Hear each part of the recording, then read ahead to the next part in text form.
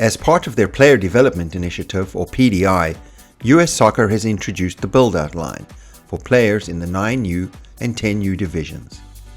The aim of the Build-out line is to encourage the development of play from the backfield.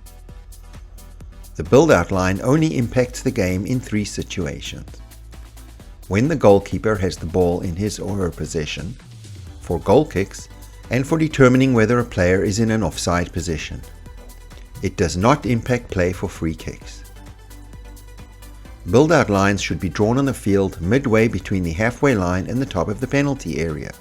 If the lines are not present on the field, they may be marked by cones or flags placed 1 yard off the field at either end of the line. These must be clear to the referee, who should point them out to the players and coaches before the match.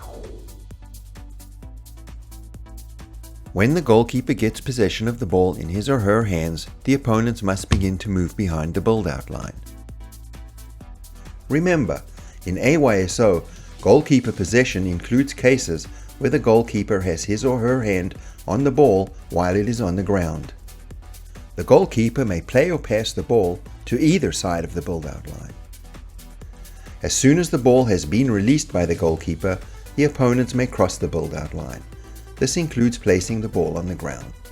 As part of the US Soccer Player Development Initiative, goalkeepers in 9U and 10U divisions may not deliberately punt or drop kick the ball from their possession.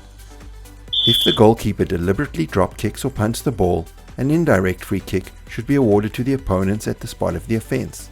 If the offense occurred within the goal area, the indirect free kick should be taken on the goal area line, parallel to the goal line, at the point nearest to where the offense occurred.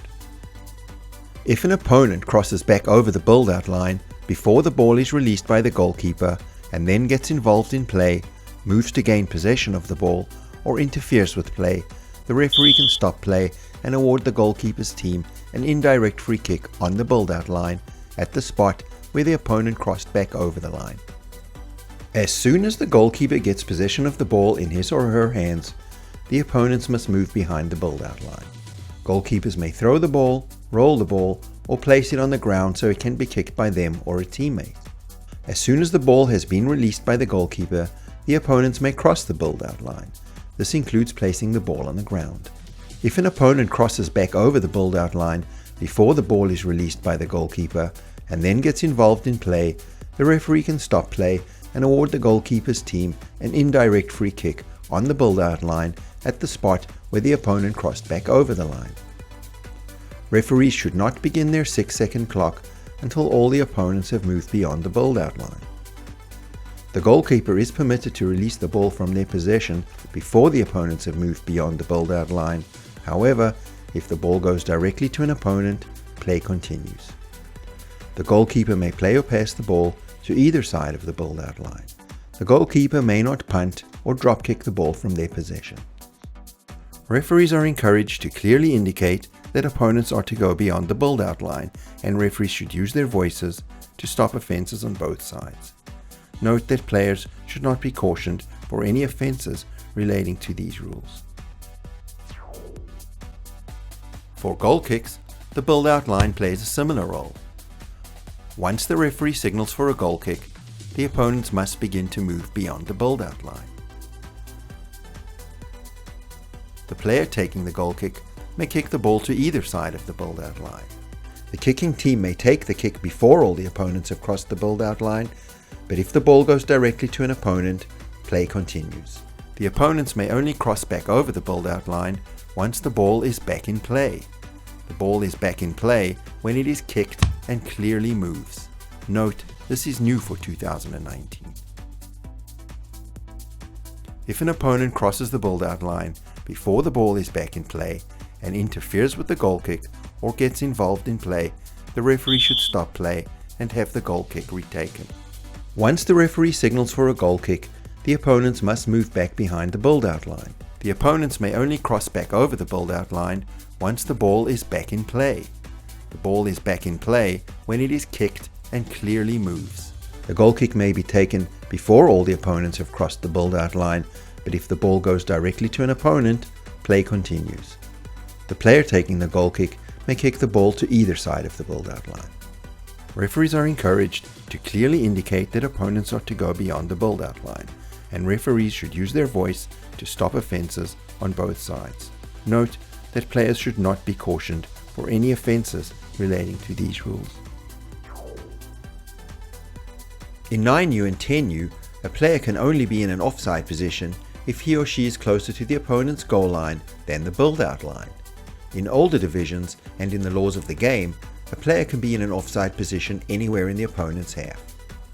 In 9U and 10U, a player between the halfway line and the build-out line, such as player number 1 in this example, is not in an offside position.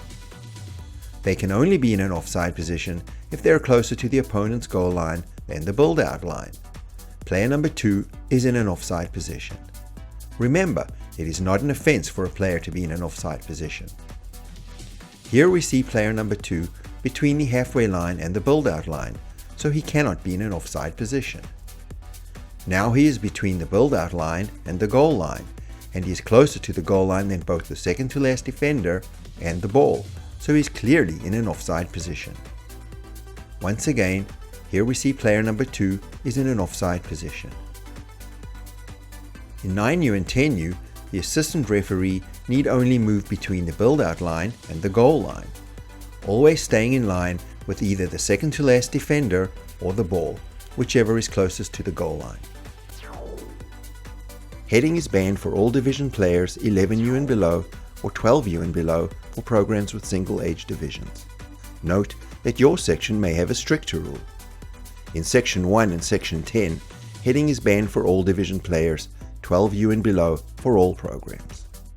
If a player deliberately heads the ball, play should be stopped and restarted with an indirect free kick to the opposing team taken from the place where the player touched the ball with his or her head. If the indirect free kick is awarded to the attacking team inside the defending team's goal area, it must be taken on the goal area line at the point nearest to where the player touched the ball with his or her head. Neither cautions nor send-offs shall be issued for persistent offences or denying an obvious goal-scoring opportunity relating to heading offences. Remember, referees are stewards of the game. We strongly encourage you to take the time to explain the laws and rules to the players. Allow for teaching moments rather than strict enforcement of the build-out line rules.